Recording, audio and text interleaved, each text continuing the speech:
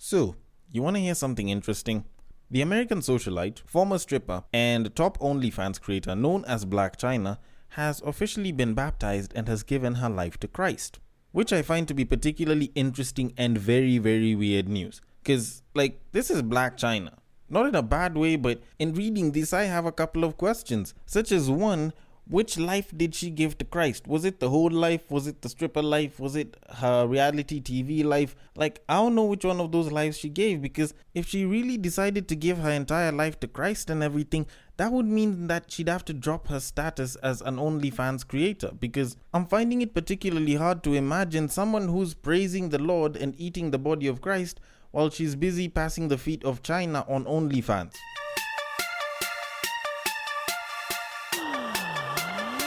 Get ready for the battle of the sexes.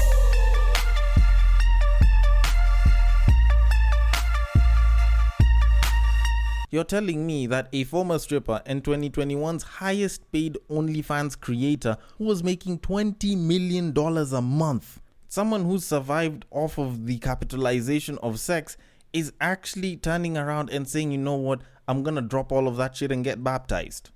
It doesn't make sense at all. It genuinely does not make sense. Also, I would probably want to ask if it was her who got baptized or if it was her who baptized the pastor in, the wetness of her pussy. Just asking. It's one of those questions that I'd really want to ask, because when you kind of think about it, Blac Chyna in and of itself is sort of like a church, because when you look at the niggas who've been inside there, they've either gotten emotional damage or they've ended up going for kids. So I wouldn't really know if we should call this a baptism, or maybe we should refer to it as a merge of churches and shit. Because you think about it, considering that she used to be a stripper and now, I'm calling her pussy a church, both of them are sort of the same in that, there's people praying. It's just that one is with an E and the other one is with an A. But when you kind of think about it, it still does kind of work in the same exact way, because when a lot of people go to church, they're sold on the idea that they're going to receive some sort of a good life after it, of which they go and they put money down. When you think about a strip club, it's more or less the same thing. People imagine a good life where, they're getting ass like this on a daily and, they end up putting money down and shit. You kind of think about it, it all matches up very, very well. Then you look at the quote-unquote clergymen that have emerged from that church, and you have Tiger, who left that church and ended up going for a young child, something that's very typical for religious leaders. Then you look at Rob Kardashian, he gave his all, and at some point he realized that, he was being played by the church, and he suddenly decided to bounce with a lot of emotional damage. So you kind of think about it, Blac Chyna is a church in and of itself. The only problem is she has black there. And normally we have a saying where we say that once you go black, you never go back. The only thing is, in this case, considering that the black went into China or was made in China, we do have to say that it might not necessarily be the case. Although, then again, considering that all of these guys haven't gone back to her, we can safely say that once you go black, China's pussy, you never really want to go back.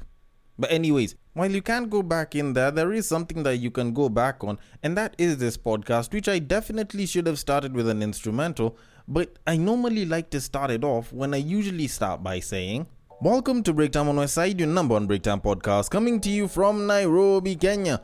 The man on the mic is a man who will not judge pussy, especially if it's made in China, because no one's going back to that shit. He's a man who still considers running his mouth as a form of cardio. It is none other than your tall, dark, and mildly handsome man, Sir Denver B. The show is Battle of the Sexes, our weekly love, sex, and relationships show where I get to make fun of Blac Chyna and I get to talk about boring guys. So I might as well have started from a comedic point of view, just so that stuff can start to taper off and shit. And if you do listen to it, if you like it, if you don't like it, if you have your thoughts on it, then the place to hit me up on is at Breaktime on Westside on IG, at Breaktime on Westside on Facebook, and at Bagak the D on Twitter, because that is my personal Twitter handle. And I'd be more than happy to discuss your thoughts, your feedback, stuff that you'd want me to change or include or remove, and stuff that we can possibly talk about in the future. And if you are on any of those apps and you happen to be, delivering some feedback or just checking the pages out, then a nice follow would be highly appreciated. Helps boost my ego so that I can continue making jokes about people that make way more money than I do. Because $20 million is not a lot of money. and you actually need quite a bit of ego for you to start going after someone that makes that much money in a month, not even in a year. Because the only thing that can really surpass that is the fact that the Kenyan government loses about that same amount of money every single day to corruption. But that's besides the point. That one doesn't relate to, feet showing in nudes and shit. So I will leave it at that, and I will move it on. And just for the record, this isn't really judgment per se. This is just me busy making fun of a pretty interesting situation. I'm not the type to cast the first stone and shit. I'm not a righteous person. But anyways, that said, we should definitely move it on to our main topic of today, because time has definitely passed. But before we do that, we need to talk about Kendrick Lamar for a little bit. Now, if you're listening to this sometime very soon after the episode comes out, then you'll have probably known that the previous week, Kendrick Lamar dropped an album after, 4 or 5 years of not releasing anything substantial, and the internet went wild. Now, of course, I can understand that there's a ton of you that don't listen to Kendrick Lamar. There's a ton of you that don't know what a Kendrick Lamar is. And, it's definitely relevant for me to say that because of his album release, supposedly, both Apple and Spotify's platforms actually crashed because of people trying to get it. But that's completely irrelevant news. The more relevant thing is, this guy admitted in one of his songs that he cheated. Now, of course, rappers cheat. It's sort of an expected thing from the black community, not because other communities don't do it, but simply because Africans and African Americans are very loud about talking about the fact that they actually do it. But still, besides the point. Now, the interesting thing is, because he's such a renowned artist and he's like the child of hip hop, and all of hip hop loves him and shit, it wasn't looked at as cheating. It was actually referred to as sex addiction. Like, I kid you the hell not. And I don't know if it's his lyrics or it's just how he worded it and everything, but apparently the person that reviewed the song, what is it called? Mother I Sober, featuring Beth Gibbons, he said, and I quote, "Intoxicated, there's a lustful nature that I failed to mention, insecurities that I project sleeping with other women. Whitney's hurt, the pure soul I know, I found her in the kitchen asking God, where did I lose myself, and can it be forgiven?" End quote. Now, the thing is, people were looking at it as sex addiction. Oh, it's a case of sex addiction, and it's good that he admitted it. Oh, he's very strong, and he should definitely get therapy, blah, blah, blah. And in my head, I'm like, y'all look at every other rapper that cheats, and you're like, typical. But this guy cheats, and you're like, he needs help. Like, how the hell is it that people play this off? Like, it's literally just good wording. He literally just said that he was fucking other bitches. Like, it's just right there. How else can you downplay that shit? Besides just having really good wordplay. It's like Nick Cannon busy having another kid from one of his 4 or 5 baby mamas and then saying that he has a raw sex addiction. Like, nigga has pull-out game, but he only took game and left pull and out on the table, and he decided to use game instead. Like, we can understand that you might be trying to say that there might be an issue, but at the end of the day, the problem is still there. And at the end of the day, if you cannot come out to admit that, yes, I fucked up, then you probably are a part of the problem. And I do feel like the overall community that isn't ready to start talking about the fact that Kendrick Lamar cheated, I think is also a part of the problem. The good thing is, at least he recognized it as a problem, and he seems to be remorseful and wants to, or at least seemingly wants to, make a turnaround for the best. The problem is, us guys can't use that shit. Like, us niggas do not know how to come out and then admit to our girlfriends, to our wives, that we have some sort of a sex addiction. Because you kind of think about it, it's not like niggas just walk around, then they see a fine babe and they're like, you know what, I want to cheat on my wife today. Nah, like, it's a case of a shorty wants you, or a bunch of babes will want you, or they realize that you're in a relationship, or they see the ring and they know that you're married. That stability turns them on or some shit. All of a sudden, they're busy giving you gazes, they're bending some kind of way, they're making sure they dress up and they look all nice for you. And at some point, if they worm themselves close enough to you, then you end up slipping your little worm inside them. And all of a sudden, you started cheating on this chick. The other time, you'll find yourself walking down the street, you see a very fine babe, she sees you, gets wet, you get slippery in all that wetness, and you fall into that vagina. But you come out and go to your wife and say, you know what, I think I have a sex addiction. She's still going to ask for a divorce. Your girlfriend will still want to break up with you because you cheated on her. she won't acknowledge the fact that it's actually a sex addiction, even though you do actually love your girlfriend or your wife. And it's unfortunate that there's a lot of guys that are actually prone to that kind of sex addiction. The only reason that they're not in that form of sex addiction is because they're not at the level where Kendrick Lamar is. They're not at the top tier level where women will quite literally line themselves up ready to sleep with you. Like, I just think that that's actually a huge part of the reason why a lot of guys who claim to be faithful, who claim that they do not cheat on their wives or they will never cheat on their wives, actually don't cheat. Otherwise, they'd be sleeping around a hell of a lot more than they probably thought they would. But all in all, it's good that he admitted that he had an addiction, and it's amazing that the wife chose to stick around and understand that it's an addiction and not necessarily that he just wants to fuck anything and everything, whether or not he actually wants to. And it looks like they might actually be going for therapy. So all in all, that's a great thing that's happened, and I wish him all the best in his musical career, considering that this guy is just knocking milestone after milestone. Anyways, that said, I'm gonna leave it at that and move it on to our main topic of today.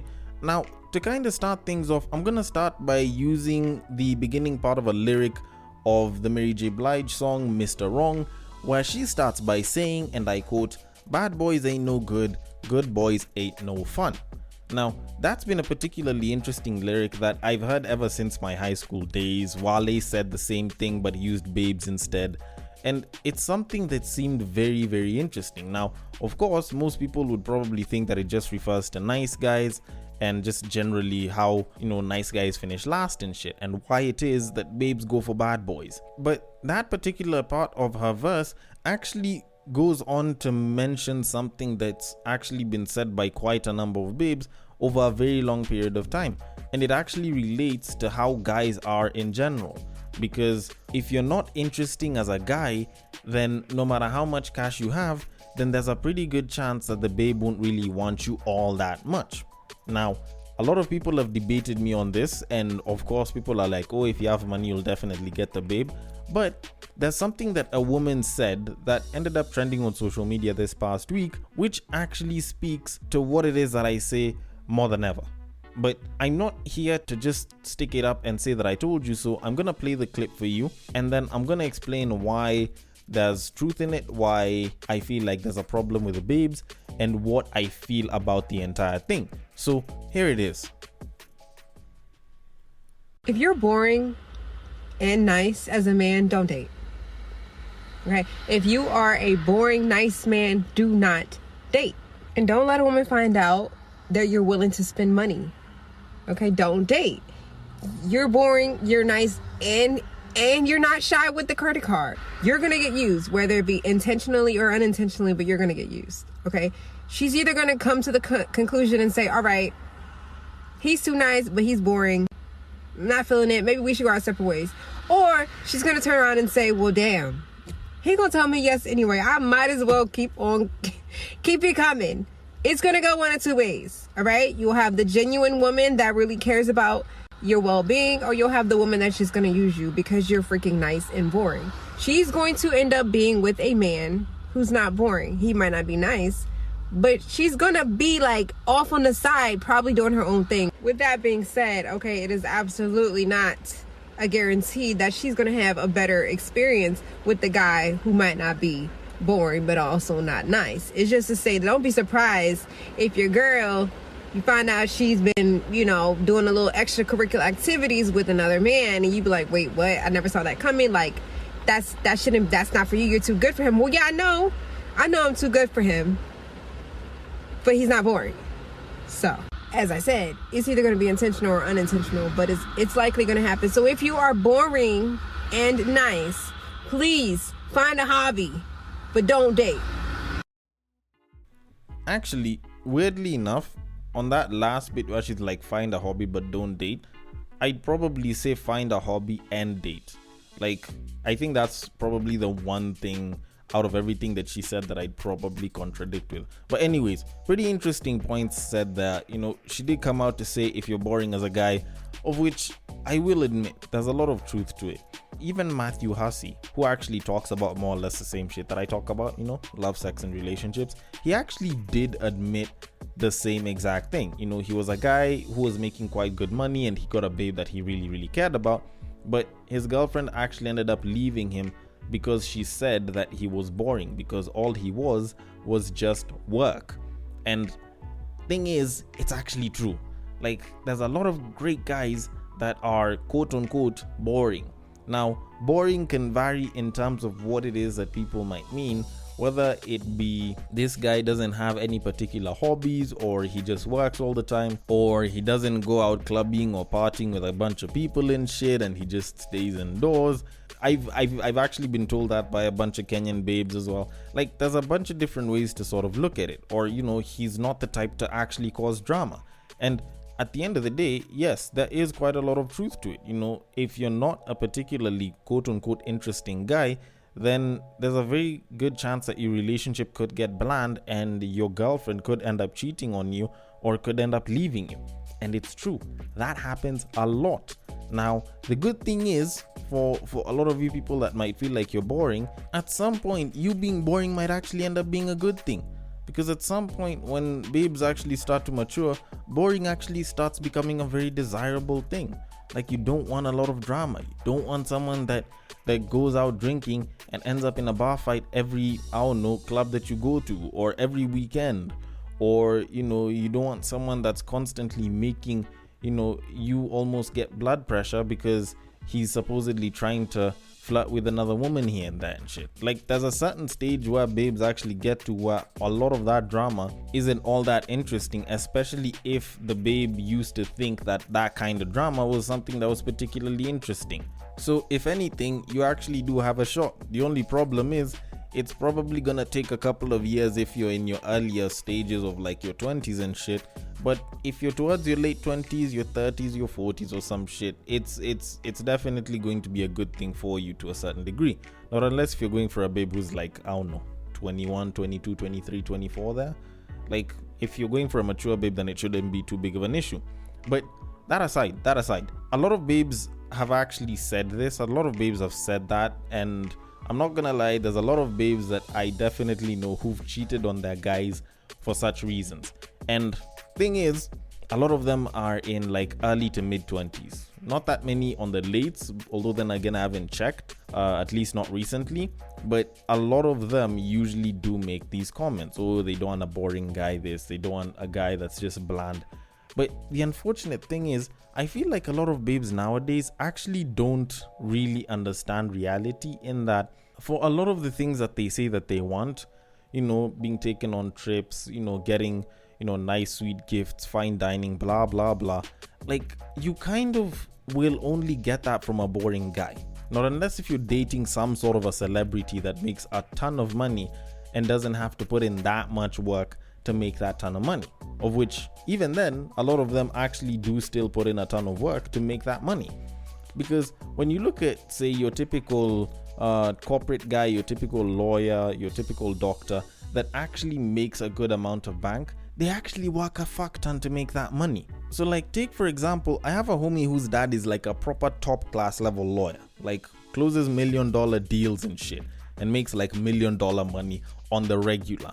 And when this guy was explaining to me how his dad actually lives, like, you can clearly see that this guy works himself to the limit. Like, he's up early in the morning, he's out of the house before 7. The earliest he's checking back into the house is at like 7, 8 p.m. And you might even find that he's checking back into the house, changing into some kind of a dinner suit, leaving to go and meet with a potential client or some shit. Then he's coming back at like 11 or like midnight. And then he's gonna be up at like 5 a.m. the following day to go back and work. Now, assuming that this is like someone who's 25, not necessarily like 50 or 60, like my homie's dad is, and he's putting in that kind of work, do you really think he'd be a particularly interesting person? Or do you think that this guy just made his money off of closing one big deal and he'll always be making the big bucks? Like, a lot of these guys that make really good money usually have to put in really long hours. So you can't necessarily expect them to be particularly interesting people. Yes, there's some people that will make a fuck ton of money, then they'll decide, oh, you know what, I'm gonna travel the world, blah, blah, blah. And of course, there's those online marketers that will tell you about how they've traveled the world and they still run their business, blah, blah. And I think that probably applies to like a 1% of a 1% of them. But for the majority of the people that actually make the good money that you'd want to enjoy your life with, with, the kind of expectations that a lot of y'all babes will have, a lot of those guys have to be boring. Because if they decide to start focusing on something else besides the work that's giving them the most bank, then they end up actually losing out on the biggest bank. Like, they end up losing a massive bag because of it. But all in all, I'm sure there's definitely guys that make a moderately good amount that can be particularly interesting.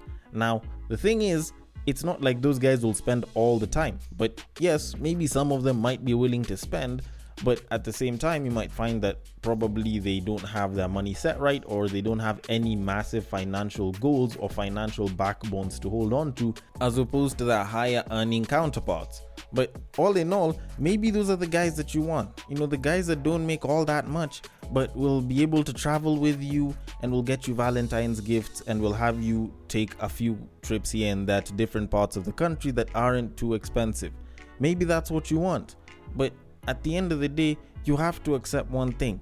In as much as people can talk about, I want a fun guy, I want an interesting guy, boring is probably the most sustainable character quality that you can have in a person. Like, you think about it. If, for example, you're dating a comedian, he's funny, I love the fact that he's funny. He's gonna be funny, but for a bit. At some point, you're gonna get used to his jokes. Maybe he doesn't even make too many jokes after he's on set. And once he leaves the set, he's a particularly just normal chilled guy. Eventually, that's gonna become boring. Now, does that mean that this guy should be left because he's not as entertaining or as funny to you anymore?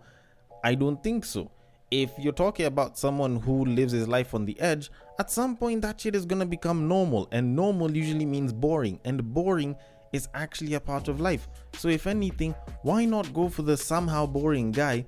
Maybe pick up 1 or 2 hobbies together. He might not take part in it, but then again, it depends on the person. And over time, you'll actually realize that boring is the most sustainable thing with somebody. And if anything, it's not like they'll switch up on you, because considering that this guy is too bloody busy at work, he probably doesn't even have the time to cheat on you. So to conclude, let me just say this: bad boys ain't no good, good boys ain't no fun. And that statement is actually pretty true. But after a couple of years, you'll start to realize that bad boys might be fun, but the fact that they're not good means that they won't be there for good. But then again, I might be wrong about this entire thing, so I want your thoughts on this. The DMs are open. On IG, it is at Breaktime on Westside. On Facebook, it is also at Breaktime on Westside. And on Twitter, you can slide into my personal DMs, which is at BagakaTheD. Thank you so much for listening all the way till the end. And if you are listening through Castbox, feel free to drop your thoughts and comments below, and I will attend to them accordingly. And I will catch you guys on the next break.